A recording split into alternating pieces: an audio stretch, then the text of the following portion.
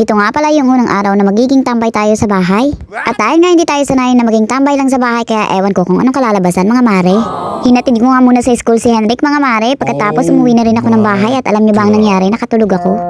Nakalimutan ko nga pala na tambay ako, kaya dapat pasarap buhay ako. Dali-dali nga pala akong bumangon mga mare dahil may naalala ako. Ako nga pala ang boss ng aming tahanan, kaya naman kahit makalat, walang magrereklamo. Kailan ko gusto maglinis, tsaka ako maglilinis. At ito namang refrigerator namin ay sobrang ingay, kaya ito nga ang aming refrigerator, kapag hindi mo enough yung pipip niya ay talaga namang hindi titigil at talaga namang kahit abutin pa siya ng kinabukasan. At ito nga ang ating pusit mga mare ay frozen, kaya naman ito dinipros ko na siya. Ang bala ko nga mga mare, lulutuin ko ng bandang lunch yung ating pusit, kaso parang hindi siya mangyayari, kaya ang gagawin ko ay sa dinner ko na lang siya lulutuin mamaya. At feeling ko nga ay tatama rin din ako maglinis for today's vlog mga mare. Gusto ko namang namnamin ang araw na ito. Tulad na nga lang ng pagnamnam ko dito sa peanut butter. Hanggang sa tuluyan na nga ako tinamad maglinis mga mare, kaya yan magsusundo na tayo kay Henrik pagkatapos nito.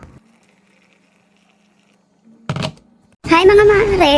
Ayan, nandito pala tayo sa station. Bus station malapit sa amin kasi andito yung apartment ko. Doon. So magsusundo tayo kay Henrik for today's mini vlog. Maghintay tayo ng sasakyan. Ang bus ay, ayan, 4 minutes pa. Tingnan nyo naman ang paligid mga mare.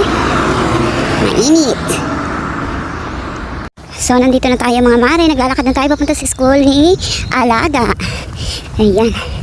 So, hiningal ako kasi medyo late na tayo. Ang usapan ay 12:30. Pero yung bus dumating ng 12:35. Ayan, so tumakbo-takbo na tayo. So mga mare, nandito na si Henrik, yung ating inaalagaan. But Mama, Yeah. when you left, you talked to me, and then he said, then who can be the fastest at cycling, and I said, if he can win my brother, because he's fast. Yay! You're sweaty na. Dumiretso na nga kami sa Leo's Lakeland mga mare dahil naipangako ko nga kay Henrik yun. Bigla nga bumuhos ang malakas na ulan mga mare, kasama na rin ang malakas na hangin. At ayan na, kung makikita nyo, baha. Someone is sweaty. Wait. I was sweaty today. Shit, it's so warm in this apartment. Huh? Is it warm? After 3 hours nga mga mare, bumalik na kami sa bahay at ito nga at sisimulan ko na lutuin itong ating mga pusit. At dahil nga matagal na akong hindi nakakapagluto nito, abay parang nakalimutan ko na kung paano linisan. Pero palagay ko naman mga mare, ganito naman siguro ang paglilinis nito. Tinanggal ko at hinila ko yung ulo doon sa katawan, tapos tinanggal ko yung ngipin doon sa ulo. At dinoble ko na nga ng mikos-mikos ito mga mare, tapos ay hihiwain nga natin ito ng pagganito lang.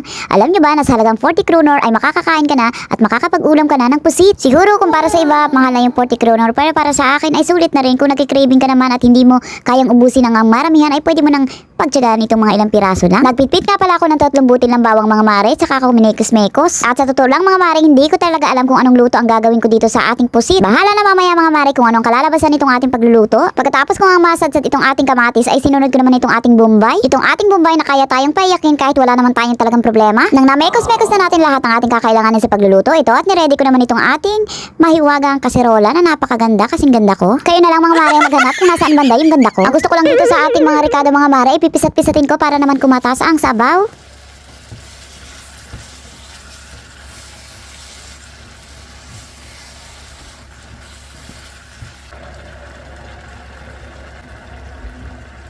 At para nga hindi mo kang boring itong ating niluluto mga mare, ayan, naglagay nga pala ako dito ng toyo. At pagkatapos nga niyan mga mare, naglagay naman ako ng 3 kutsarang gata ng niyog. Opo, 3 kutsara lang ng gata ng niyog nilagay ko. At hanggang ngayon nga mga mare, hindi ko pa rin alam ang tawag dito sa niluluto ko. Bahala na kayo kung anong itawag nyo dito. Basta ang alam ko, masarap ito at papasa sa panlasa ni Kuya Jigmar. At malapit na nga pala itong maluto mga mare, kaya magre-ready na tayo para kumain.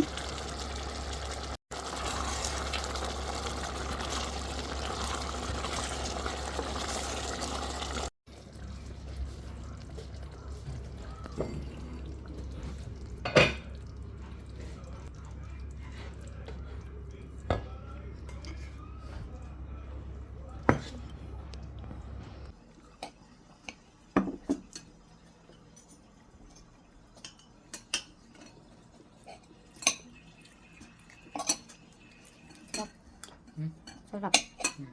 Let me show you my boats. This is one of the Titanic tank they made with the Carpathia Kainin mo na ito na. and this is the new Titanic 2 and the Carpathia and